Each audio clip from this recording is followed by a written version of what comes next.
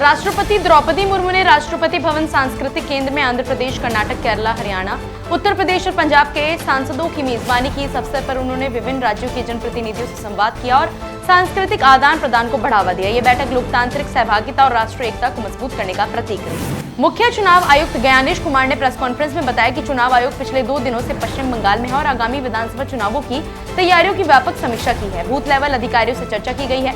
नए वोटरों की ईपीआईसी कार्ड दिए गए हैं और चुनाव आइकॉन को सम्मानित किया गया है। उन्होंने कहा कि पश्चिम बंगाल में लोकतंत्र गहराई से जुड़ा है और यहाँ मतदान प्रतिशत हमेशा बहुत ऊंचा रहा है। केंद्रीय कृषि मंत्री शिवराज सिंह चौहान ने लोकसभा में बताया कि देश में खाद्य उत्पादन पिछले 10 वर्षों में 44% बढ़कर 357 मिलियन टन तक पहुंच गया। उन्होंने कहा कि भारत अब दुनिया का सबसे बड़ा चावल उत्पादक बन गया है और दाल उत्पादन भी 19 मिलियन टन से बढ़कर लगभग 26 मिलियन टन हो गया। ये उपलब्धि कृषि क्षेत्र में एक नया मील का पत्थर है। केंद्रीय नागरिक उड्डयन मंत्री किंजरापू राममोहन नायडू ने नई दिल्ली में यूएस इंडिया बिजनेस काउंसिल की बोर्ड मीटिंग में भाग लिया। ये बैठक यूएसआईबीसी की 50वीं वर्षगांठ विशेष शिखर सम्मेलन के अवसर पर हुई, जहां भारत अमेरिका आर्थिक साझेदारी को मजबूत बनाने में यूएसआईबीसी की भूमिका पर जोर दिया गया। केंद्रीय वाणिज्य एवं उद्योग मंत्री पीयूष गोयल ने 40वें आहार the international food and hospitality fair के मौके पर कहा कि ये सिर्फ एक प्रदर्शनी नहीं बल्कि एक उत्सव है। उन्होंने बताया कि भारत ने अब तक 38 देशों के साथ 9 मुक्त व्यापार समझौते किए हैं, जिससे भारत को दुनिया के 2/3 बाजारों में अपने सामान और सेवाएं बेचने का अवसर मिला।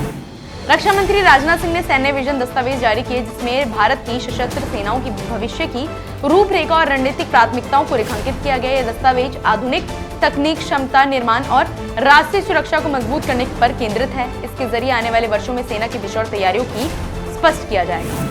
भाजपा सांसद संबित पात्रा ने राहुल गांधी पर हमला करते हुए कहा कि कल उन्होंने खुद स्वीकार किया कि हाँ, हमने ये काम किया है। पात्रा ने आरोप लगाया कि जिस तरह कोई गद्दार अपने देश पर हमले के समय मुस्कुराता है, वैसी मुस्कान कल राहुल गांधी के चेहरे पर दिखी। उन्होंने इसे मीर जाफर की मुस्कान से तुलना करते हुए कांग्रेस नेता पर देश के साथ विश्वासघात का आरोप लगाया। तमिलनाडु के मुख्यमंत्री एम के स्टालिन ने पश्चिम एशिया संघर्ष के कारण उद्योगों और रेस्टोरेंट पर असर डाल रही गैस सिलेंडर की कमी पर सचिवालय में अधिकारियों के साथ आपातकालीन समीक्षा बैठक की। बैठक में स्थिति का आकलन किया गया और आवश्यक कदम उठाने पर चर्चा की गई। सरकार ने संकट से निपटने के लिए त्वरित समाधान तलाशने पर जोर भी दिया। स्पीकर के खिलाफ अविश्वास प्रस्ताव पर बहस के दौरान कांग्रेस सांसद गौरव गोगोई ने कहा कि भविष्य में संसदीय रिकॉर्ड बताएंगे कि किरण रिजिजू विपक्ष को सबसे ज्यादा टोका करते थे। इस पर केंद्रीय गृह मंत्री अमित शाह ने सहमति जताते हुए कहा कि रिजिजू ने सबसे ज्यादा टोका है, लेकिन इतना गैर जिम्मेदार विपक्ष पहले कभी नहीं देखा गया है। समाजवादी पार्टी प्रमुख अखिलेश यादव ने मेरिट ट्रेड एसोसिएशन के व्यापारियों का समर्थन करते हुए कहा कि सरकार को उनके साथ सहानुभूति दिखानी चाहिए। उन्होंने आरोप लगाया कि लखनऊ और कानपुर में बड़े पैमाने पर अवैध गतिविधियां होती है, लेकिन जिम्मेदार अधिकारियों पर कोई कार्रवाई नहीं की गई है। यादव ने मांग की कि इन व्यापारियों का कारोबार बंद न किया जाए।